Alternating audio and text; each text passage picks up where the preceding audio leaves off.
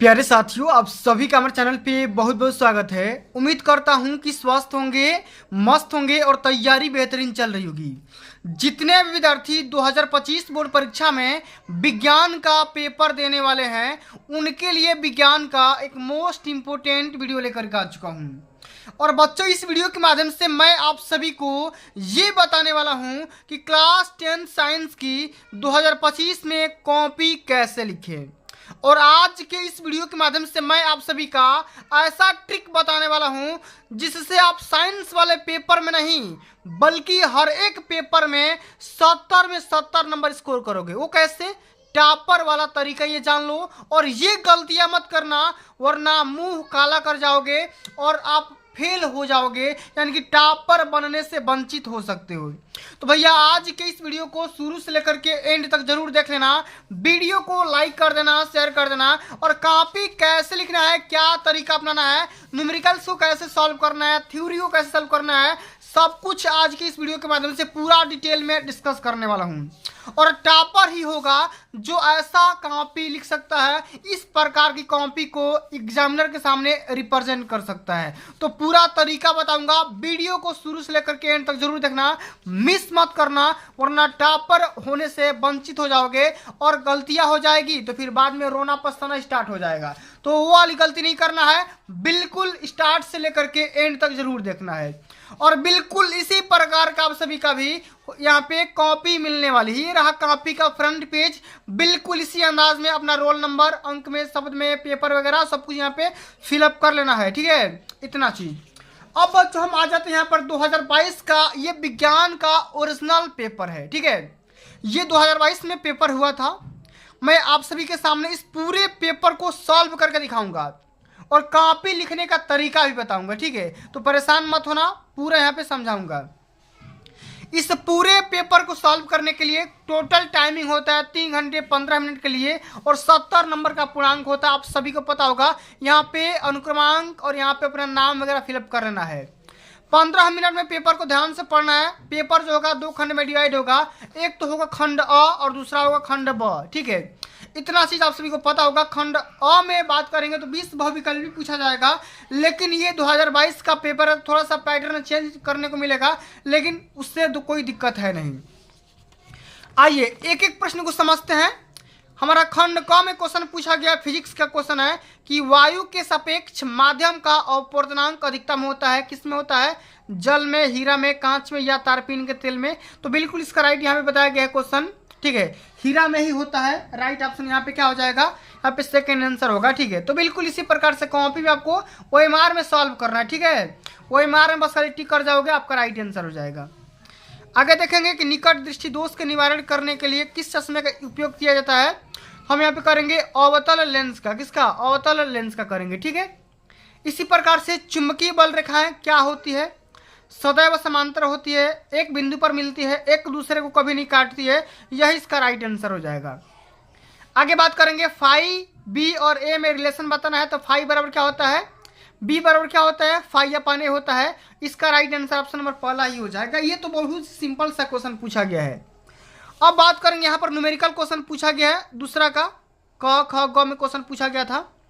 अवतल दर्पण के मुख्य अक्ष पर ध्रुव से 30 सेंटीमीटर की दूरी पर स्थित वस्तु का प्रतिबिंब वस्तु पर ही बनता है। तो दर्पण का फोकस दूरी निकालिए। और ये क्वेश्चन 2 नंबर का पूछा गया, देख रहे हो ना? कितने नंबर में? 2 नंबर में। अच्छा, इस आप क्वेश्चन को कैसे सॉल्व करेंगे तो जरा यहाँ पे ध्यान दो। देखो, पूरा बढ़िया से इसी अंदाज में आपको सॉल्व करना है। सबसे पहले हमारा डाटा दिया गया है यू का मान दिया गया है, भी का मान दिया गया है, एफ का मान निकालना है। तो हम दर्पण के लिए क्या जानते हैं भैया? दर्पण के लिए क्या फार्मूला होता है? 1/a बराबर 1/v प्लस 1/u होता है। अब यहाँ पे देखो, u का मान हमेशा निगेटिव होता है। चूंकि हमारा दर्पण अवतल दर्पण है तो v का भी मान यहाँ पे निगेटिव रखेंगे। ठीक है ना, ये चीज। अब हम बात करेंगे, यहाँ पे फोकस दूरी आपको निकालना है। ठीक है, तो भैया फोकस दूरी कैसे निकालेंगे? तो 1/f बराबर 1/v प्लस 1/u, और यहाँ पे u और v का मान रख दो। यहाँ पे f का मान -15 सेंटीमीटर निकल करके आ जाएगा। ये तो बहुत सा सिंपल सा क्वेश्चन है। ठीक है, इतना चीज। अगर वक्रता त्रिज्या का मान बोलता तो भैया 80 सेंटीमीटर निकाल देते। कैसे? a बराबर r/2 होता है, इतना जानते ही हो। ठीक है, तो कोई दिक्कत की बात नहीं है। चलो चलो अगला हमारा क्वेश्चन यही वाला है, सेकंड नंबर क्वेश्चन कि 40 सेंटीमीटर फोकस दूरी वाले अवतल दर्पण की त्रिज्या ज्ञात करना है। ठीक है, तो ए बराबर क्या होता है, r/2 होता है। एफ का मान 40 दिया है, आर का मान निकालना है तो 40 × 80 सेंटीमीटर निकल करके आ जाएगा। मतलब बिल्कुल यहाँ पे आसान सा क्वेश्चन है, इसी अंदाज में आप सभी को सॉल्व करना है, कॉपी वगैरह लिखना है।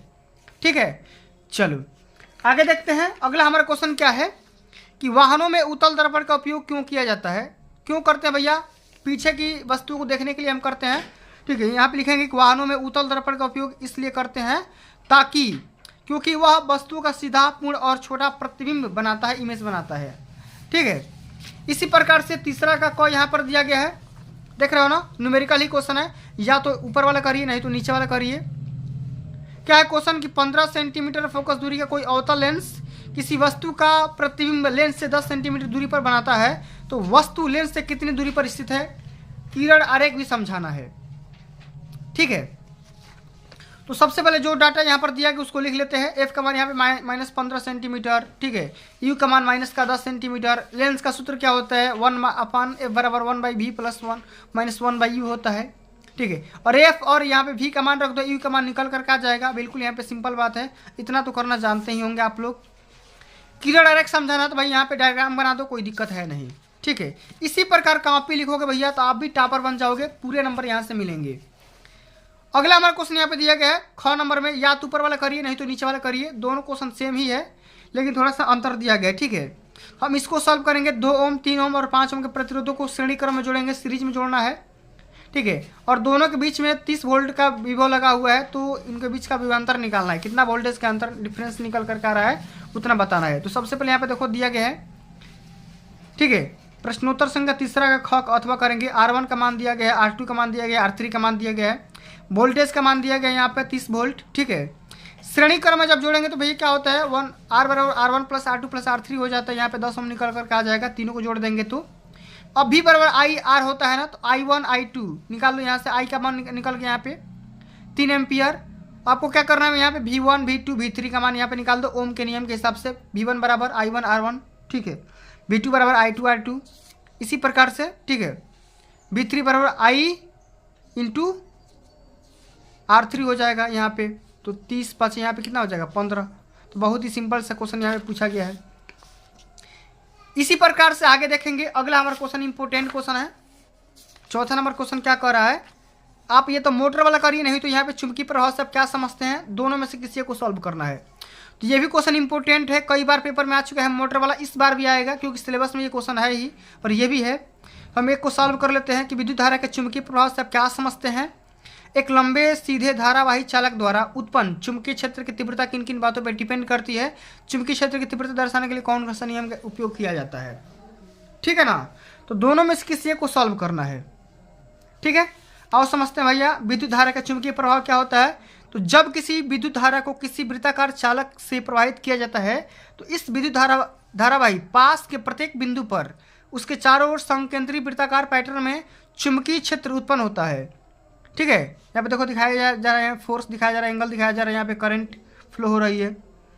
विद्युत धारावाही वृत्ताकार पास चालक का प्रत्येक बिंदु एक विद्युत धारावाही सीधा चालक की तरह व्यवहार करता है, बिहेव करता है। यहाँ पे हम इसको पूरा डिटेल में लिख देंगे। एक लंबे सीधे धारावाही चालक द्वारा उत्पन्न क्षेत्र की तीव्रता, इंटेंसिटी जो धारा होता है करंट, ठीक है, धारा, और चुंबकीय क्षेत्र की प्रबलता बी, चालक छड़ की लंबाई L और चालक की लंबाई एवं चुंबकीय क्षेत्र की दिशा के बीच बनने वाले कोण साइन थीटा का अनुपाती होता है। ए बराबर क्या होता है, IBL साइन थीटा होता है। ठीक है, और अगला हमारा क्वेश्चन पूछा गया था कि किस नियम के अनुसार दिशा कैलकुलेट करते हैं, तो क्या बताओगे, लिख देंगे बल की दिशा फ्लेमिंग के बाएं हाथ यानी कि बाएं हाथ के नियम के अनुसार ज्ञात करते हैं। ठीक है, तो इसी प्रकार से आप सभी को सारा क्वेश्चन सॉल्व करना है और फैक्चुअल बातें यहाँ पे लिखना होगा, तभी जाकर के पूरे नंबर यहाँ से मिलेंगे। ठीक है ना, इसी प्रकार से पूरा अगर कहाँ पे लिख करके आओगे तो एक भी नंबर नहीं कटेगा और पूरा का पूरा यहाँ पे नंबर मिलेगा। ठीक है ना, यहाँ पे देखो अब केमिस्ट्री का आ गया। इसी प्रकार से मेंडलीव का आवर्त नियम की व्यवस्था किस प्रकार से किया गया, यहाँ पे केमिकल रिएक्शन को आपस में बैलेंस करना है। फिर यहाँ पे प्रश्नोत्तर संख्या, फिर यहाँ पे क्वेश्चन पूछा गया द्विस्थान अपक्रिया क्या होती है, संचारण क्या होता है, साबुनीकरण क्या होता है, आवर्त सारणी में आवर्त क्या होता है, समूह क्या होता है, उसके बारे में यहाँ पे पूछा गया था क्वेश्चन। तमाम प्रकार के यहाँ पे क्वेश्चन भी पूछा गया है।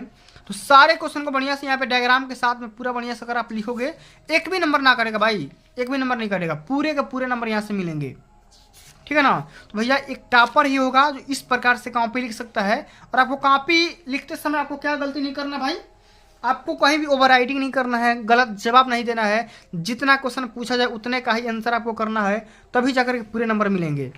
तो भैया अगले वाले वीडियो के माध्यम से मैं आप सभी का खंड ख करवा दूंगा, केमिस्ट्री वाला, ठीक है, यानी कि 3 पार्ट में कराऊंगा। वीडियो ज़्यादा लंबा हो जाता है, आप लोग देखते नहीं हो। उसके बाद से आगे वाले आने वाले सेक्शन के माध्यम से, वीडियो के माध्यम से ये सेक्शन सेकेंड थर्ड वाला करवा दूंगा, ठीक है, बायोलॉजी का क्वेश्चन, ठीक है, पूरा कराऊंगा। देखो देख रहा हूँ ना, यहाँ पे क्वेश्चन यहाँ पे लिख चुका हूँ, ठीक है, और मैं एक एक पार्ट वाइज वीडियो अपलोड कर दूंगा, आप लोग देख लेना, ठीक है। और इसको भरने का तरीका क्या होता है पता ही होगा, आप भर सकते हो, कोई दिक्कत है नहीं।